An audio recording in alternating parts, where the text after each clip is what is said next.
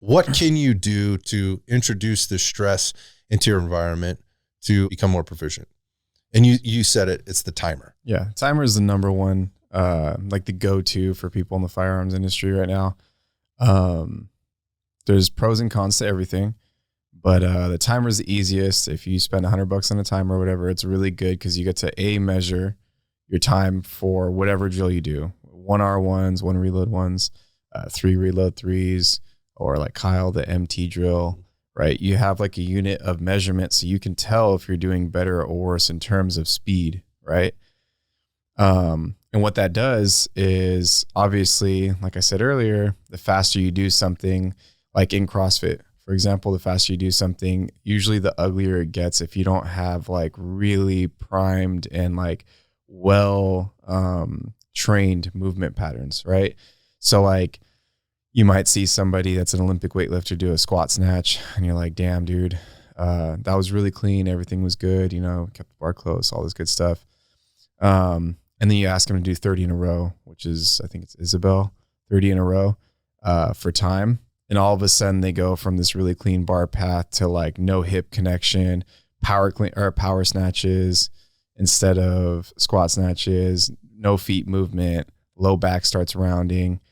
And that's essentially what people hate about like something like CrossFit, right? Because you add like the time domain in there and like, oh, people are racing through movements that should be taken seriously. Well, you can think the same way about firearms. If you do it correctly and you practice and you train correctly, then you'll have somebody like Rich Froning smoke it with perfect form every single time, all 30 reps.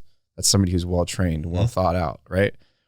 Or you can have, Billy Joe that's in the class that's like, oh, it's time to turn it on, dude. Fucking timer is on. And they're just like letting it rip. And you're just watching them like cringing. Ah, God, like I hate to see it.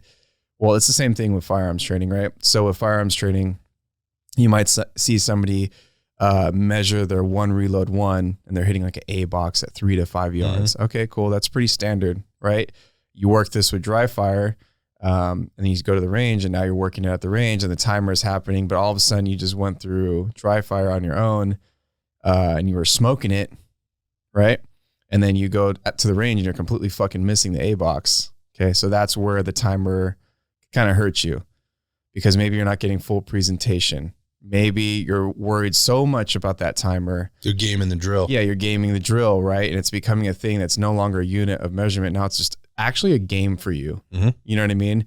I see it all the time where people, maybe it's okay to send the first of 5 shots like before full presentation, but to train that way all the time where that first shot actually gets fired and like a half-assed presentation and then you line it up. Yeah, is it even on target? Yeah, are you even getting hits, right? So you might be getting hits at 3 yards because you might have practiced that really well, but then how much further back can you get doing that? And also, is that realistic to where you're going to be drawing like fucking quick draw McGraw every single time and then going directly into a reload? Now you're creating bad habits because you've been running this drill for time over and over and again, right? Because you're trying to save ammo, you're shooting 1 bullet at a time. Without going down that rabbit hole too much, the point is that like the timer has pros and cons, and I think everybody should use it.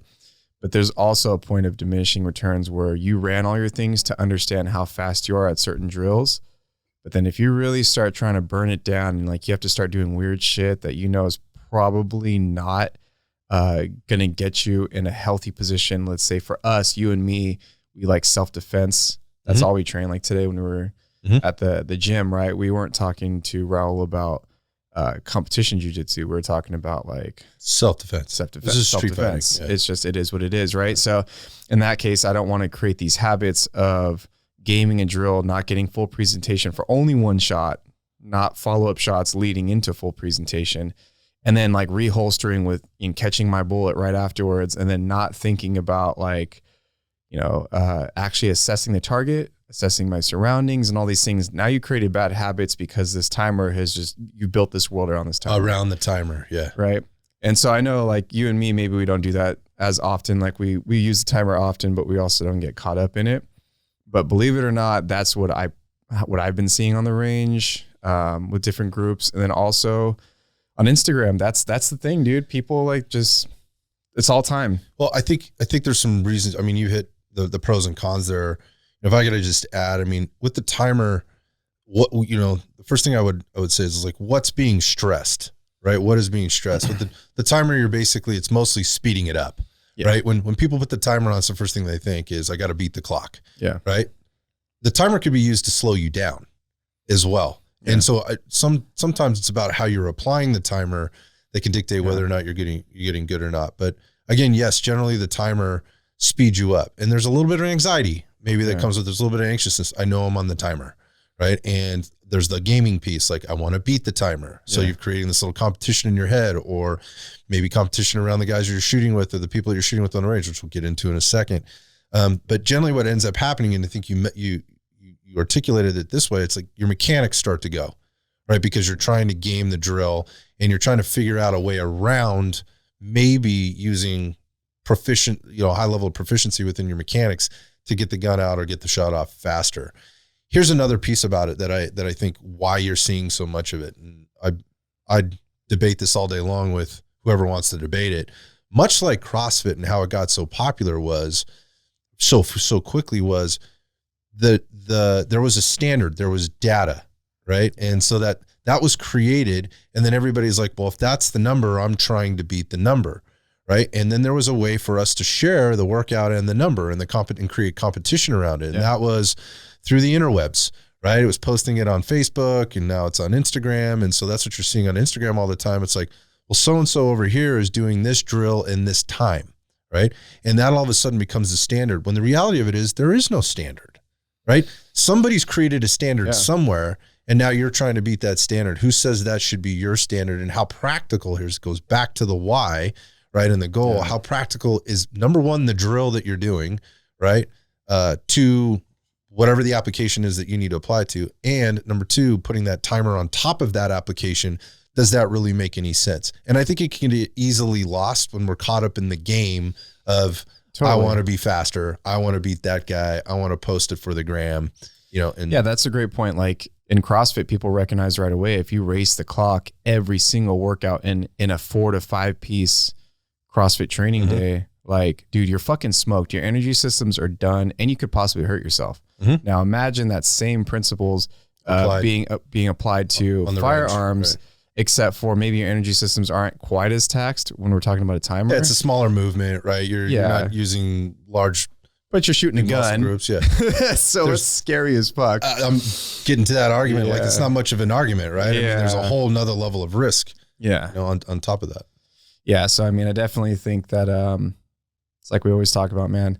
I think that there's a lot of growth, and it's exciting that can happen in the 2A community and training and all that stuff like that. Not that we have all the answers, but I mean, coming from our background, like, you see a lot of the similarities, and you see a lot of the things in the culture that are like similar. It's just a younger culture, right? And the training methods, like, dude, I know you and me have done a ton of training in different styles and stuff like that. So you totally understand, like, yeah, dude, these guys are here right now in the progression of this movement. It's moving fast. Yeah. So, like, I mean, I guess my point is that we need timers. They're great.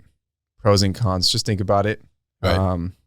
And think about, so here's the last thing I'll say about it with regard to sort of the stress that you've induced there by putting it on the clock. So there's obviously a bit of like neurological stress that happens, right? There's an anxiety. So there's things that are happening. Your heart rate might get up a little bit, right? You might tense up a little bit.